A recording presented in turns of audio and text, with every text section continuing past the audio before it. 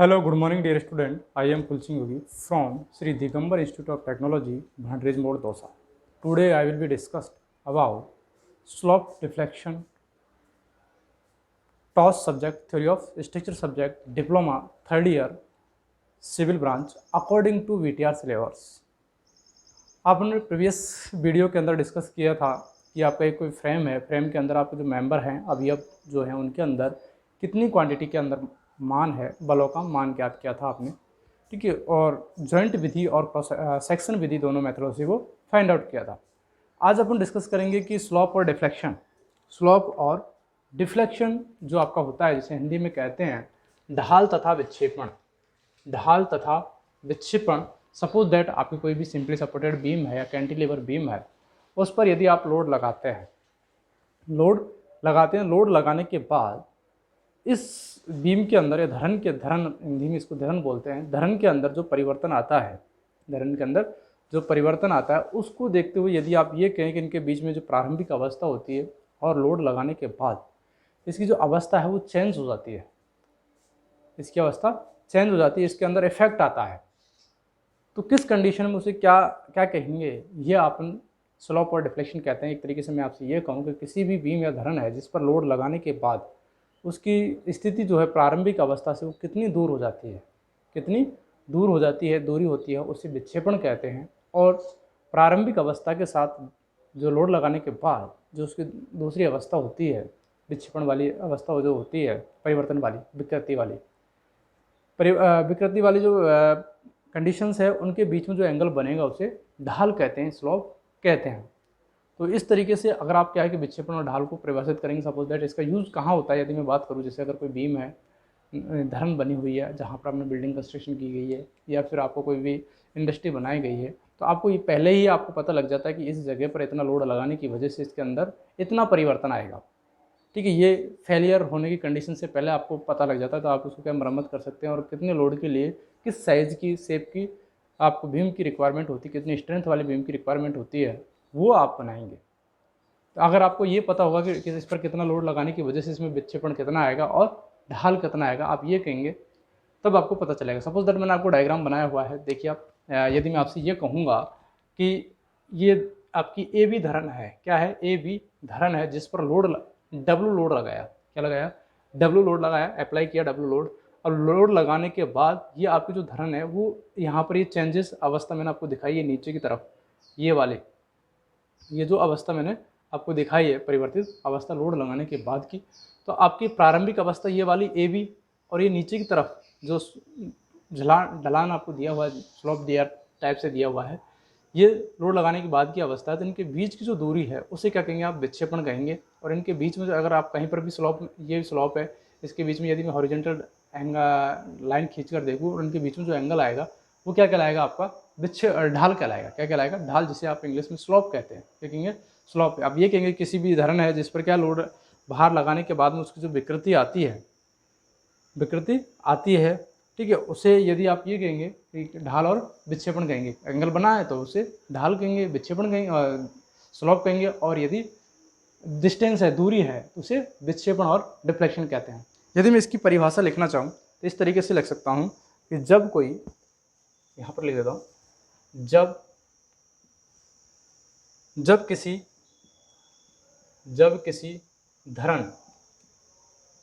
धरन पर भार कार्य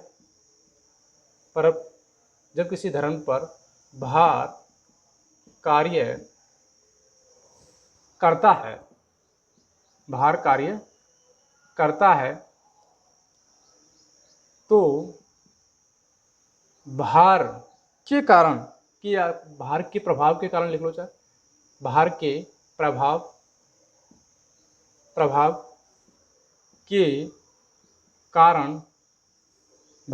के कारण धरन या बीम, जिसे आप कहेंगे, धरन में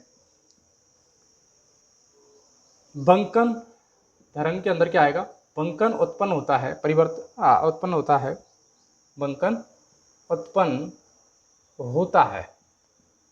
बंकन उत्पन्न होती है या होता है, बेंडिंग मोमेंट जो आपने देखा था उत्पन्न होता है।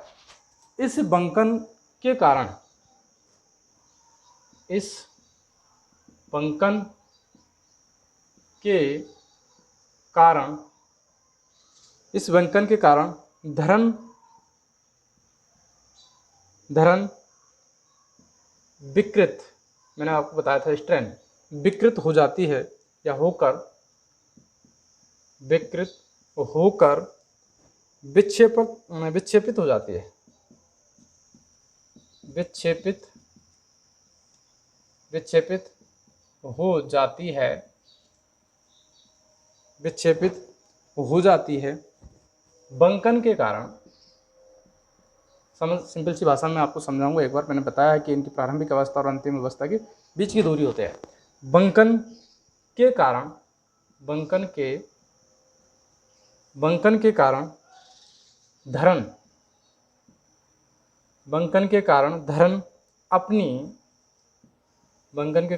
अपनी प्रारंभिक अवस्था या पूर्व अवस्था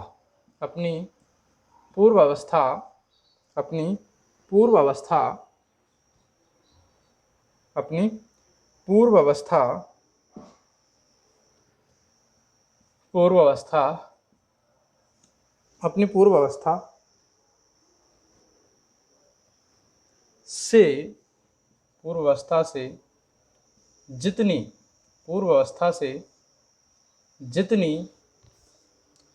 दूरी बनाती है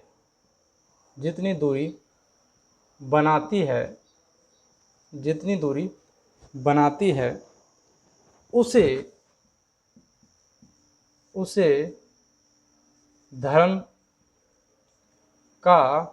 धरण का विक्षेपण कहते हैं या कहलाता है। उसे धरण का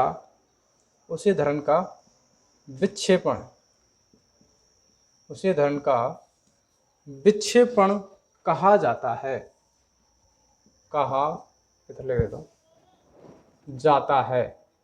उसे धरण का विक्षेपण कहा जाता है तथा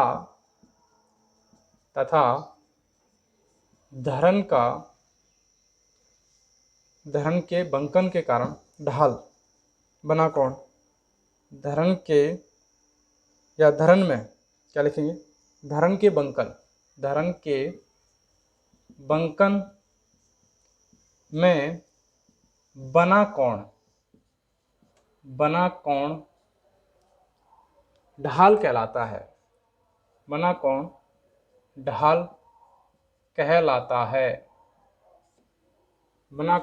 ढाल कहलाता है। सिंपल सी भाषा में मैं आपको ये बताऊंगा कि यदि आप किसी भी धरण के ऊपर लोड अप्लाई करते हैं, भार लगाते हैं, भार लगाते हैं, तो उस धरण के अंदर भार के प्रभाव के कारण बंकन उत्पन्न होता है। बंकन समझ रहे हो, आपकी जो प्रारंभिक अवस्था वो चेंज हो जाती है, ठीक है, वो बंकन उत्पन्न होता है। बंकन में यदि मैं ये कहूँ कि बंकन के कारण क्या हो, विकृत हो जाती है और विक्षेपित हो जाती है, प्रारंभिक अवस्था से दूर चली जाती है। इतना नहीं, आपको विजुअलाइज करने के लिए इतना मैं शो कर रहा हूँ कितनी सी धरण है, इस पर इतना लोड लगाया तो ये इतना परिवर्तित हो गया।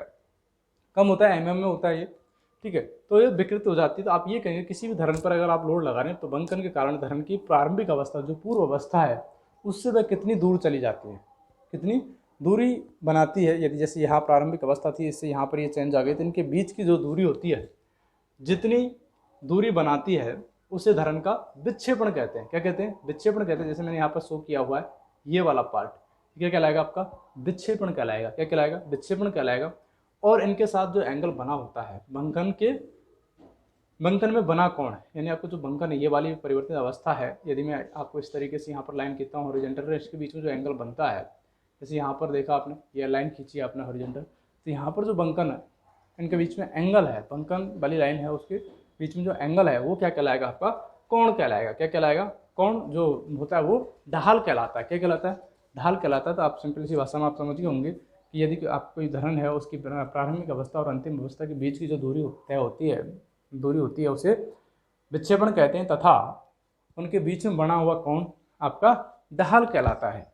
अब बात यह आती है कि इसे किस तरीके से आप फाइंड आउट कर सकते हैं, इसे किस तरीके से आप फाइंड आउट करेंगे।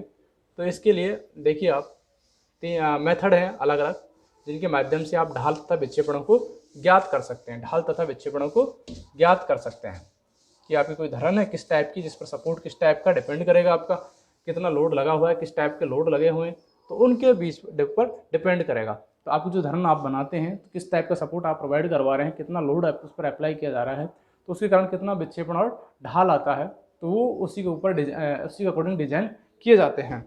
उन्हें याद करने के लिए देखिए अब ढाल तथा विक्षेपण याद करने की विधियाँ। नेक्स्ट पॉइंट, ढाल तथा विक्षेपण, ढाल तथा विक्षेपण ज्ञात करने की विधियाँ, ढाल तथा विक्षेपण ज्ञात करने की विधियाँ, यानी आप ये कहेंगे ढाल और विक्षेपण ज्ञात करने की विधियाँ कौन कौन सी हैं जिनके माध्यम से अपन ये डिस्कस करेंगे। आप उनको ढाल तथा विक्षेपण ज्ञात करना होगा जिन विधियों के माध्यम से। अलग अलग टाइप्स की धरण विधि होगी, आपको उन धरणों में आपको ढाल तथा विक्षेपण ज्ञात करना है। तो पहला आपको जो पॉइंट आता है या मेथड आता है, जो आता है आपका द्विसमाकलन विधि, यानी द्विसमाकलन विधि के द्वारा आप ढाल तथा विक्षेपण ज्ञात कर सकते हैं। समाकलन, द्विसमाकलन विधि, द्विसमाकलन विधि, डबल इंटीग्रेशन मेथड, द्विसमाकलन विधि, डबल इंटीग्रेशन। सेकंड आपको जो मेथड आता है वो मैकाले मेथड आता है, मैकाले विधि, मैकाले विधि, जिसके अंदर आपको कुछ नहीं करना, सिर्फ आपको मैकाले कोष्टक का एक यूज किया जाता है, उसका समाकलन करके इसी तरीके से होता है वो। लेकिन यह है कि यह आपको ये एक तरफ टाइप का लोड दिया हुआ है इस सपोर्ट पर, ठीक है, तो वहाँ पर आप द्विसमाकलन विधि का यूज करते हैं। जैसे अगर आपसे कहते हैं ज़्यादा लोड दिए हुए हैं तो वहाँ पर आपकी ये द्विसमाकलन विधि फेल हो जाती है, ठीक है, इजीली नहीं निकाल पाते हैं आप, तो वहाँ पर मैकाले विधि का यूज किया जाता है। फिर यदि आपका टाइम की बचत करने के लिए आपको क्या है कि क्षेत्रफल आघूर्ण विधि का भी यूज कर सकते हैं। क्षेत्रफल आघूर्ण, क्षेत्रफल आघूर्ण विधि, क्षेत्रफल आघूर्ण विधि, जिसे आप ये कहेंगे area moment method, area moment method. तो आपको याद रहे कि ढाल तथा विक्षेपण ज्ञात करने के लिए, स्लोप और डिफ्लेक्शन ज्ञात करने के लिए द्विसमाकलन विधि, जिसे आप डबल इंटीग्रेशन मेथड कहते हैं। एक नेक्स्ट जो मेथड है आपका मैकाले मेथड है, क्या है, मैकाले मेथड।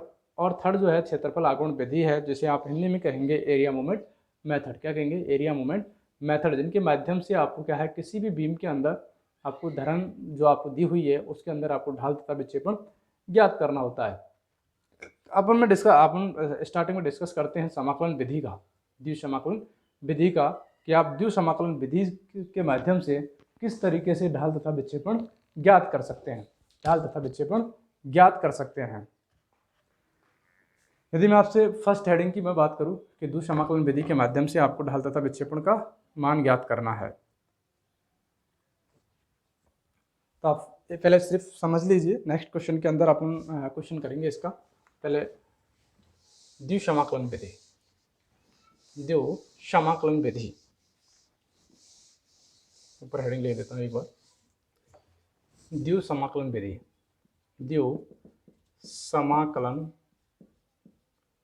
द्विसमाकलन विधि, जिसे आप इंग्लिश में कहेंगे डबल इंटीग्रेशन मेथड। क्या कहेंगे, डबल इंटीग्रेशन मेथड।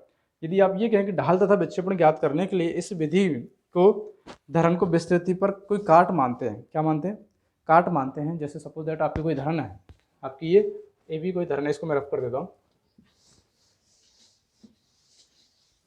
आपकी ये ए बी आपकी एक धरण है, ए बी, यहाँ पर प्रतिक्रिया आर ए, यहाँ पर प्रतिक्रिया आर बी। यहाँ पर एक आपने काट माना एक्स डैश, ये एक्स दूरी पर, कितनी दूरी पर, एक्स दूरी पर कोई काट माना है। क्या माना है, एक्स दूरी पर काट माना है। आपको पता है कि इस जो टोटल लंबाई है इसकी, यहाँ से स्पान जो आपको दिया हुआ है माना कि वो एल है, कितना है, स्मॉल एल है। अब आपको इस जगह पर जो काट पर, इस बिंदु पर क्या करेंगे, बंकन आघूर्ण का मान ज्ञात करेंगे। किसका, बंकन आघूर्ण का मान ज्ञात करेंगे। बंकन आघूर्ण का क्या करेंगे, फिर दो बार समाकलन कर देंगे। क्या करेंगे, दो बार समाकलन करेंगे। तो ये आपका पहला जो समाकलन करने के बाद जो आपको समीकरण प्राप्त होगा वो आप किसका होगा, ये ढाल का होगा। और दूसरा जो अपन को समीकरण डबल इंटीग्रेशन में करेंगे तो वो किसका होगा, विक्षेपण का होगा। किसका होगा, विक्षेपण का होगा। सपोज दैट मैं आपसे ये कह दूं कि ये धरण दी हुई है, इस बिंदु पर आपका जो काट माना है, इस बिंदु पर आप क्या है मोमेंट निकालें एम का मान निकालें। किसका मान निकालें? एम का मान निकालें, जिसे आप क्या कहेंगे? एम एक्स कहेंगे, क्योंकि एक्स बिंदु पर निकाला है आपने, एक्स दूरी पर निकाला है, क्या कहेंगे? M X. और आपको पता है कि एक जो विक्षेपण तथा ढाल ज्ञात करने के लिए एक आपके पास समीकरण होता था, यदि आपको पता हो तो, कि E I D square by upon D X square. ये किसका होता था? M X. किसका होता था? M X minus M X का होता था। ये समीकरण आपने निकाला है कि यदि आप यहाँ पर कोई भी कहीं पर लोड अप्लाई कर देते हैं तो इनकी क्या प्रतिक्रिया आपके आएगी। यहाँ सपोज दैट यहाँ पर डब्ल्यू लोड लगा हुआ है, क्या डब्ल्यू लोड लगाया, तो आपने प्रतिक्रिया निकाली यहाँ पर एक्स दूरी पर यहाँ आपने मोमेंट निकाला। यह मोमेंट किसके बराबर होता है? E I upon E I D square by upon D X square. ठीक है, तो ये आपको जो समीकरण दिया होता है, इसका क्या है? आपको डबल बार इंटीग्रेशन करना होता है। क्या करना होता है? प्रथम यदि मैं समाकलन करता हूँ इसका, प्रथम समाकलन यदि आप इसका प्रथम समाकलन करेंगे, करने पर ये क्या हो जाएगा? प्रथम समाकलन करेंगे तो ये E I D Y upon D X हो जाएगा। इसकी जो आप इंटीग्रेशन जो कर रहे हैं वो क्या हो जाएगा? समाकलन एम एक्स डी एक्स। यदि मैं द्वितीय समाकलन इसका कर देता हूँ तो ये क्या आ जाएगा? ई आई और बाई माइनस के डबल इंटीग्रेशन का साइन आ जाएगा एम एक्स डी एक्स। यदि आप इस तरीके से क्या करें? इसका समाकलन कर दीजिए, डी एक्स को हटा दीजिए, वैल्यू आएगी। अगर आप जब फर्स्ट समाकलन करेंगे तो इसके अंदर कांस्टेंट भी जुड़ता है, जो वैल्यू आती है उसके अंदर सी, फिर इसको सेकंड जब समाकलन करेंगे तो ये डी एक्स के साथ में सी वन के साथ में जो वो होता है वो क्या हो जाता है? सी एक्स हो जाता है। एक का समाकलन सी एक्स हो जाता है। ठीक है, इसके अंदर प्लस इसके सेकंड जो समाकलन है इसका कांस्टेंट जुड़ता है, क्या? C2 जुड़ता है। तो इस तरीके से क्या है अपन ये फाइंड आउट कर सकते हैं। आप ये कहेंगे, आप जो ढाल निकाल रहे हैं वो विक्षेपण निकाल रहे हैं, विक्षेपण की जो वैल्यू होती है वो किस में आएगी? यूनिट जो होती है वो किस में आएगी? mm के अंदर आएगी। किस में आएगी? mm के अंदर आएगी। और यदि आप ये कहेंगे कि ढाल जो रेडियन में आपको फाइंड आउट करना है, किस में फाइंड आउट करना है? रेडियन के अंदर उसका वैल्यू फाइंड आउट करनी है। ठीक है, तो नेक्स्ट क्वेश्चन के वीडियो के अंदर अपन क्वेश्चनों का डिस्कस करेंगे कि आपको किस तरीके से डबल इंटीग्रेशन, इसको क्वेश्चन को याद रख लीजिए आप, E I D Y upon D X square. आपने अगर डिप्लोमा सेकेंड ईयर के अंदर सॉम के अंदर इसको डिस्क्राइब किया था, पढ़ा था, वहाँ से ये लिया गया है। दूसरा समाकलन मूवमेंट के लिए है, इसके लिए बंकन के लिए यहाँ पर निकाला गया है। मूवमेंट जो निकालते हैं उसके लिए ये निकाला है। तो ये जो वैल्यू होती है, यदि इसका पहला समाकलन करेंगे, फर्स्ट समाकलन करेंगे, तो ये ढाल का समीकरण होता है। किसका होता है? ये ढाल का समीकरण होता है। इसकी वैल्यू आएगी कुछ, ठीक है, उसको किस तरीके से पुटअप करना है। सेकंड जो समीकरण जो होता है आपका, वो किसका होता है? विक्षेपण का होता है। किसका होता है? विक्षेपण का होता है। थैंक यू सो मच, मिलते हैं नेक्स्ट वीडियो में। आई होप आपको समझ में आया होगा।